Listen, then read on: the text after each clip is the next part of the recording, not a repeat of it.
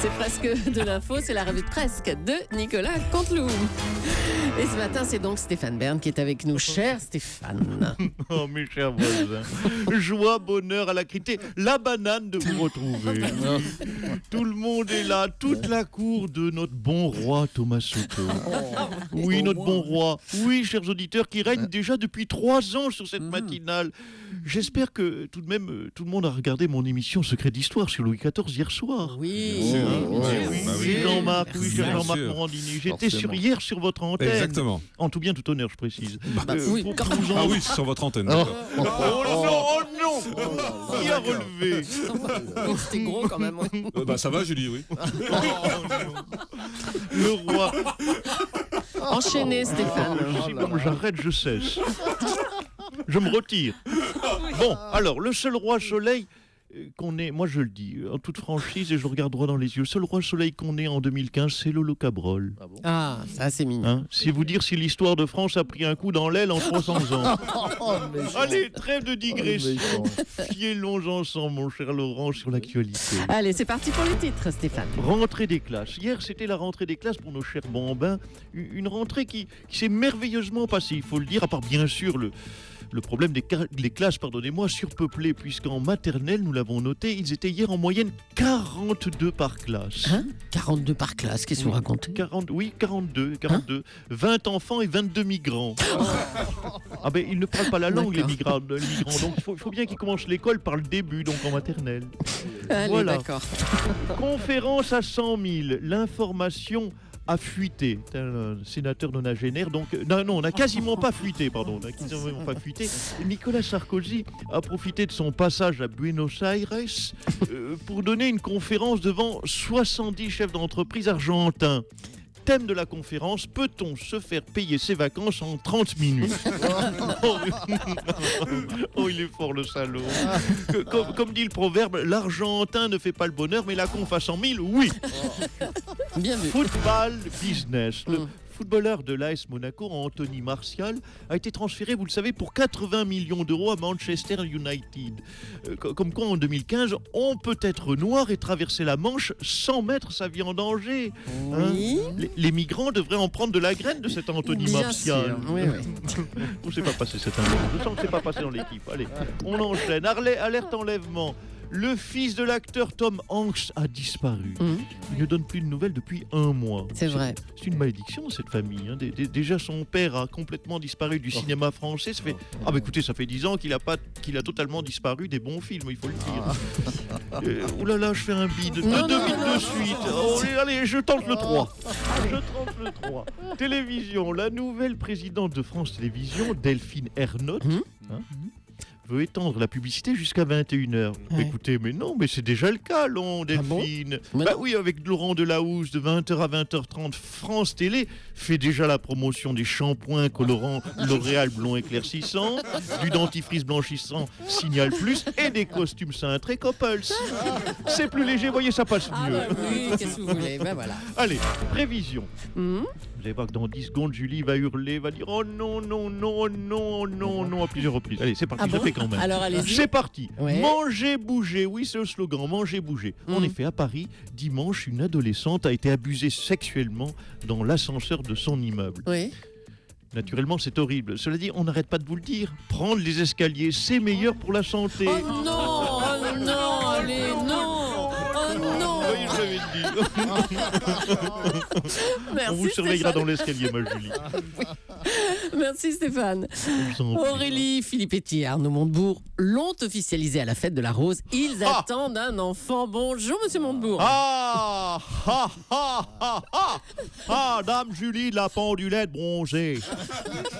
Bonjour à toute votre Bonjour. clique. Et oui, avec mamie Filippetti, nous avons officialisé, je vais avoir un baby. Eh oui. L'ex-ministre du redressement productif, enfin, produit un truc. Et un truc made in France, Monsieur En plus, Soto. bah oui, Monsieur Soto. Produit directement dans les ateliers de l'habitat Montebourg. Vous avez l'image? Ah bah oui. Bon alors, il est prévu pour quand ce bébé? Alors écoutez, dame Julie de la pendulette bronzée, j'ai par devers moi, d'ailleurs vous pouvez les consulter, les dernières échographies, les photos, bon, j'entends, elles sont Quoi? un petit peu floues.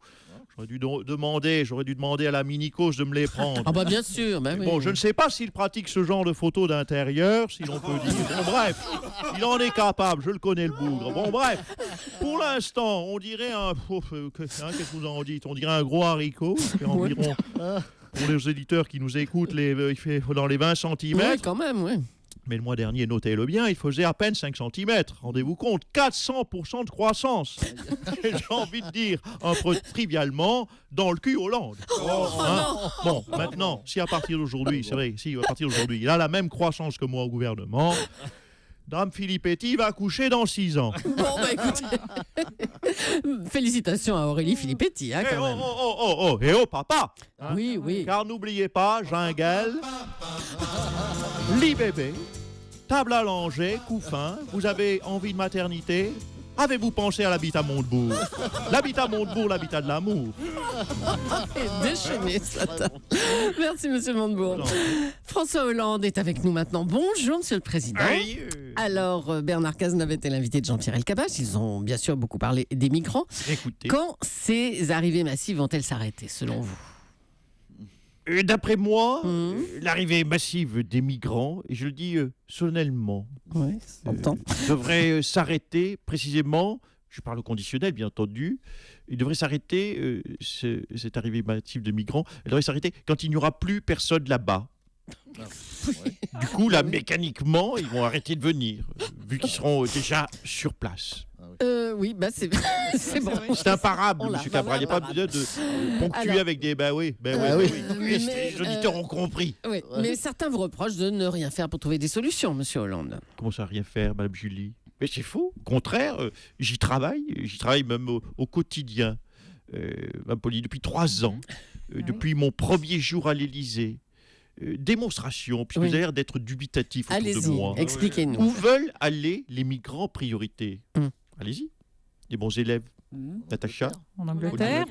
Mme Roux. En Allemagne. Oui, voilà, très bien. Voilà. Allemagne, Angleterre, Deux bonnes bravo. réponses, Voilà, parfait. vous êtes produit de la classe. Alors, pourquoi? Parce que l'Allemagne et l'Angleterre sont en pleine croissance et offrent du travail. Alors que chez nous, croissance zéro, pas de travail, pas de boulot. Du coup, on est beaucoup moins attractif. Et grâce à qui? Grâce à Bibi. Hein, et en plus, autant vous le dire, on n'est pas accueillant. Hein. Essayez de demander un café à un serveur parisien. Tiens. Autre chose, dans un livre Confession, vous répondez à la journaliste du Monde, Françoise Fressoz. Oui. Alors Mais c'est qui, ça? Moi, j'aime pas les journalistes du Monde. Oh, écoutez, Michel Houellebecq, non, ça va, on vous a pas appelé. Où est le bec? C'est une question, mais surtout, où sont les dents? Oh non, c'est pas vrai. Monsieur Hollande, est-ce qu'on peut être sérieux, hein? Non. J'ai pas perdu la main. Non, s'il vous plaît. Dans ce Oui, livre, pardon. dans ce livre Confession, vous exprimez des regrets, en particulier sur la TVA Sarkozy. Bien sûr que j'ai des regrets. Je vais vous faire une confidence. Il est possible que depuis 2012, je n'ai pas été parfait. Je regrette, je dis oui, la TVA Sarkozy. Mais je regrette aussi la hausse excessive des impôts. Je regrette la chapka, le valoche. Oui, bah, Je c'est regrette bon, merci. beaucoup d'événements. Oui, merci, monsieur le Président, merci. Allez, pour terminer, on en vient à l'affaire des 2 journalistes français qui ont tenté de faire chanter le roi du Maroc. Oui, c'est moi. C'est un sujet pour moi. Politique internationale mixée avec de la chanson. Bienvenue dans The Voice. Le prochain candidat est le roi du Maroc qui va nous chanter une chanson de son choix. Non, Nico, ça n'a pas marché. Hein. On ne fait pas chanter le roi du Maroc. Par contre, écoutez bien, on a un document étonnant dans lequel on entend la voix d'un journaliste français et ça se passe justement au Maroc. On écoute ce document. Ouais, bonjour. Jean-Pierre Eldoudon. Je voudrais m'installer dans ma suite, la suite Elkabbach, celle qui donne sur la piscine avec le petit jardin privaté. Quoi? Hein? Comment ça, elle est occupée? Écoutez-moi bien, jeune homme. Je viens à la Mamounia depuis 137 ans, jeune homme. Hein? J'ai des relations. Ne m'obligez pas à appeler Mohamed VI. Hein? J'ai son 06 à Mohamed VI. En plus, qui c'est qui est dans ma suite, là? Eh bien, c'est moi. c'est moi. Il est mon pas en cher Tunisie, Jean-Pierre. Oui, Bertrand et Jean Touffe, nous sommes des migrants, Jean-Pierre. nous sommes réfugiés touristiques. Nous avons quitté la Tunisie parce que ça devenait invivable là-bas. Et que ça pétarade, et que ça pétarade.